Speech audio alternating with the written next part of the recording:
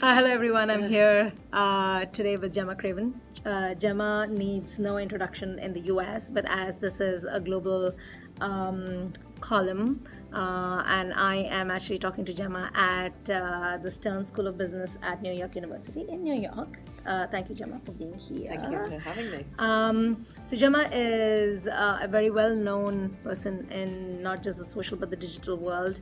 She was the first social lead at Ogilvy, New York, and then has actually moved on to truly do some trailblazing work in the world of social, especially with the Fearless Girl. For those who need a little bit of a reminder, the Fearless Girl was a little girl who stood very assertively, not aggressively, but assertively against the bull on Wall Street, and the bull has always been a symbol of power, and of course Wall Street has been the symbol of the voice of finance globally. So I think it was, this one little girl who overnight, exactly two years ago, yes. Changed the conversation and actually brought the conversation into, I think, some pretty uncomfortable pockets for many people, isn't it?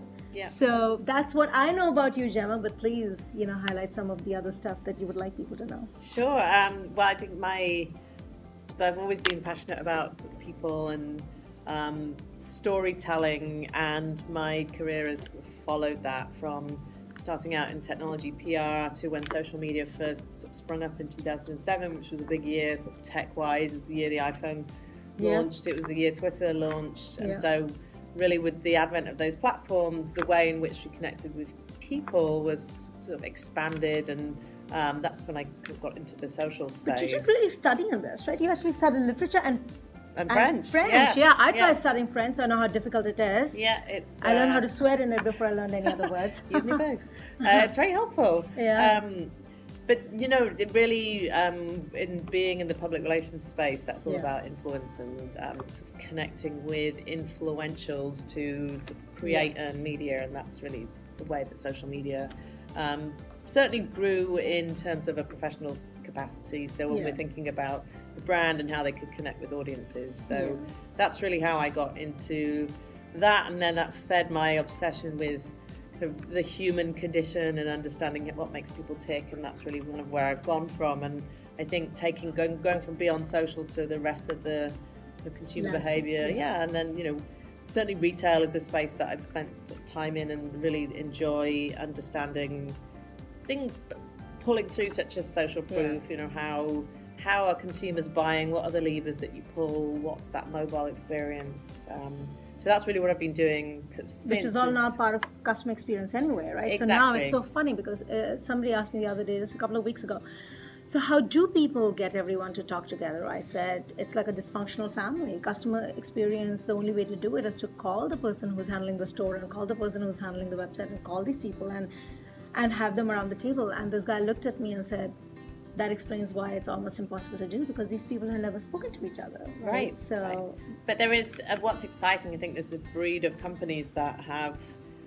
We now see. I'll use Peloton as an example. That understand that every single touch point is the customer experience, the consumer experience. So when you buy a Peloton, every single moment from the email you receive when you've pressed yes, to the email you get about scheduling the bike being set up, to the people that turn up at your home and install the bike, to the follow-up, to every single sort of moment where you're drawn into the schedule, to the engagement that you have with others in the class, to the groups that have grown up on social networks around the instructors, where it's amazing actually thinking about how social plays a role in here. On Peloton, every instructor has a fan group on Facebook, and they're closed groups, and these groups are people who love the instructor, who connect in class virtually.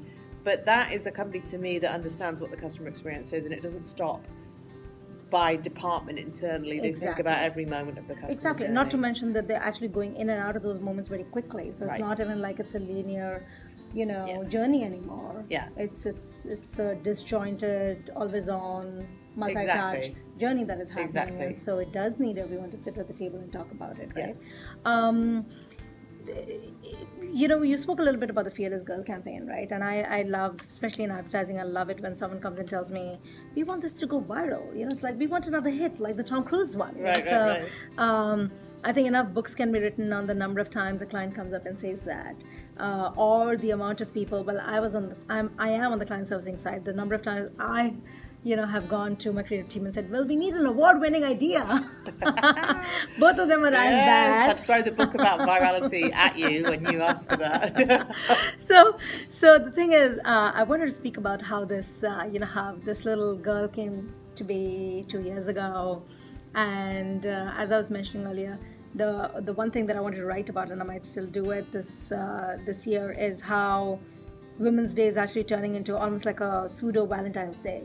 Employers are thinking that, maybe it's the day to take women out for a spa treatment, or to give them roses, or to get them out for a cup of tea. And then it's really funny because the day after Women's Day, now you have men going, oh, thank God, now we can go back to normal work, or normal life. And this year especially, it made my blood boil. Me too. Because I really thought that you are not understanding what it's about. It's supposed to be a conversation starter. It's not supposed to be like, Women's Day is coming in, or should we take them to lunch to PF Chang's or here? So I was, I'll start there and kind of work back, because I was really angry too this year. And it's like, it made me feel like, why do we just need a day? Like the whole International Women's Day 2 years ago was a moment where it really was about kicking off this conversation and change and bringing women together. And fighting back and actually just showing the importance of gender balance and all the ways in which our biases were impacting women. And it was a cold day. And there were women all over the country marching. Right. It was a really cold day, because I remember I said it's too cold for me to march. Right. But but women were still out there. Yeah, and it was sparked post-election, and there was it was one of the 100 days of action after the election results in 2016. But I agree with you, this year, it was like, let's turn our logo upside down. So it's a W, that was last year actually, or let's change the colour of X. Or let's create an ad where we show all the women who work here doing womeny things. Or, I like that, womeny things, you're right. And I was angry all day, because I just felt like it had been hallmarked. Come another of those hallmark days, like National Margarita Day, or just another kind of nonsensical day. Exactly. And to your point, the next day it's like, oh, thank goodness that's over.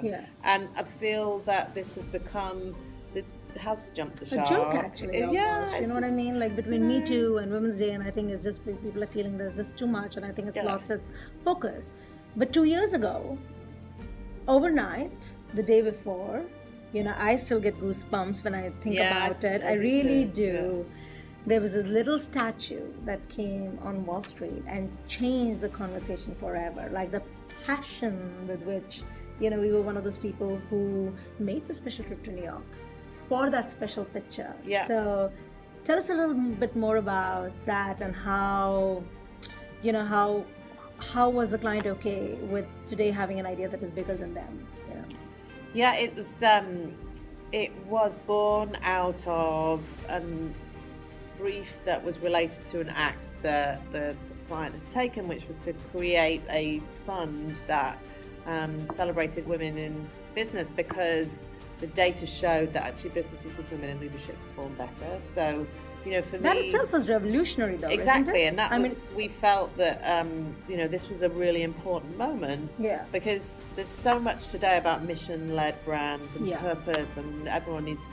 All brands need 10% of this is here and 5% is here. And it's similar to, I think, to kind of greenwashing that happened, 10 years ago, when it's something like everybody had sustainability, this and that, but really it was, I would say there was a real core of those companies and brands that were actually taking action and really doing something and operating in a way that was better for the planet, and others who were just talking about it.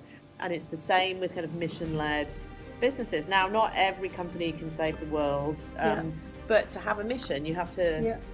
So you have to take action towards that mission. Walk the talk. Not Otherwise, just put it on your, on a box speak. of packaging. It is just speech. And particularly today, I think that's in my opinion, what social media has brought is you have to be authentic and transparent. And so we felt that because State Street Global Advisors had taken this step and created this fund and literally put their money where their mouth was, that there was this action there, and that really did give the validity to sort of moving beyond talking. So I have been in many client meetings where when an idea is so big that it gives you goose pimples, you will have a client who is scared. Petrified might be a better word, right? Because they have to, just like you have galvanized an entire agency to come up with this big idea. Yeah. He or she now has to galvanize their organization to stand by the big idea, right? Yeah. And the mightier the idea, the more lawyers get involved, the scarier. Totally. So it must have, I mean, I'm just thinking, this must have been, you said a year in the making, a year of sleepless nights, a year of why are we doing this, a year of pub drinking. A testimony to a client who was a believer and willing who believed so much in the work that he, was the one that pushed it through, and the testimony to the relationship between the team, which I think is, it across all walks of life, isn't it, about the team that works together? And I think, what I will say is, I think that was, I really will say that the client in this instance was the one who helped make it happen. Yeah, because there's moments when it didn't. I'm curious, does the client have daughters? Yes.